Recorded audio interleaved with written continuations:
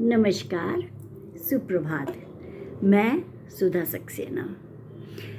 हमारे मन मस्तिष्क में अनेक प्रकार के विचार आते रहते हैं और आवश्यक नहीं कि वो सारे ही विचार कार्य में परिणत करने के योग्य हों।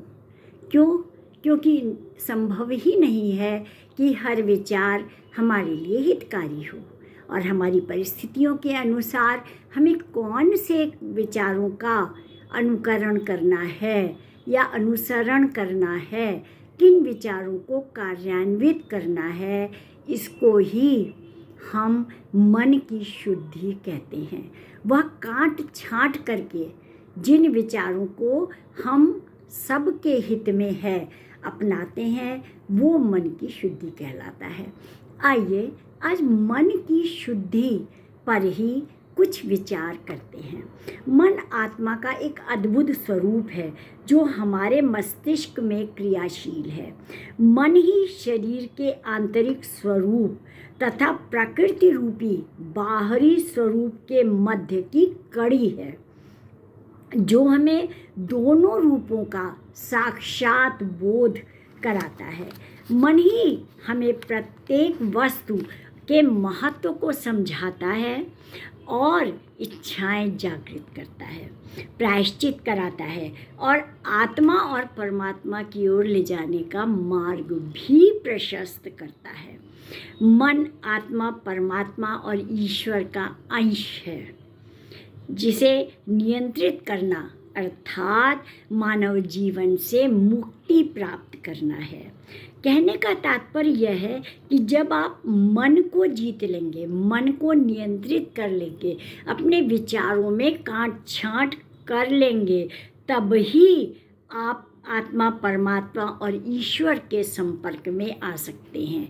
आत्मा का तात्पर्य, जैसा कि आप जानते हैं, कि सत्य, धैर्य, प्रेम इत्यादि है, जो साहस इत्यादि है, जो कि आत्मा के गुण हैं। और जब हम ये आधार मान करके अपने विचारों में काट छांट करते हैं तो निश्चित रूप से हमें आनंद की प्राप्ति होती है और हम अपने और ईश्वर के निकट पहुंच जाते हैं। अपने का तात्पर्य है कि हम आत्मा के निकट पहुंच जाते हैं। मन, बुद्धि और कर्म के ये तीनों ही चीज़ें स्वच्छता और मलिनता के हिसाब से ही चलती हैं, क्योंकि जहाँ मन में स्वच्छता होती है, बुद्धि उसका सही निर्णय करती है और जब बुद्धि सही निर्णय करती है तो कर्म श्रेष्ठ और सुखदायी और परोपकारी होता है।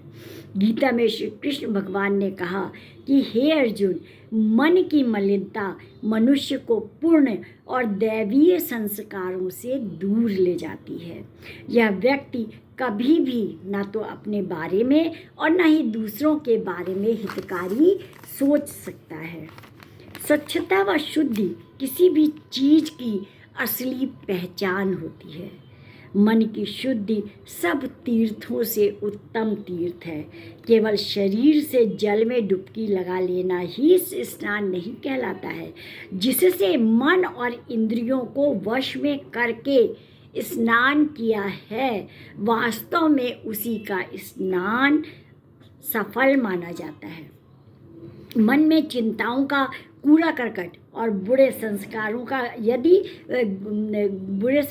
का कचरा भरा है, तब तक उपदेश के अमृत का लाभ नहीं हो सकता है।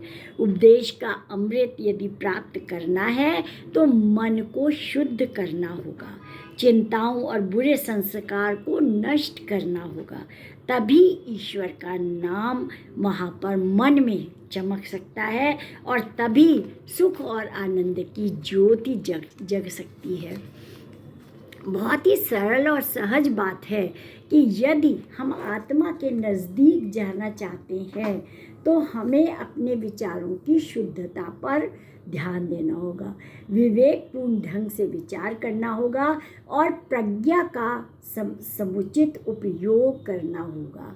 तभी हम अपने और सबके हित में कार्यों के बारे में सोच सकते हैं और कार्य कर सकते हैं। तो आज इतना ही।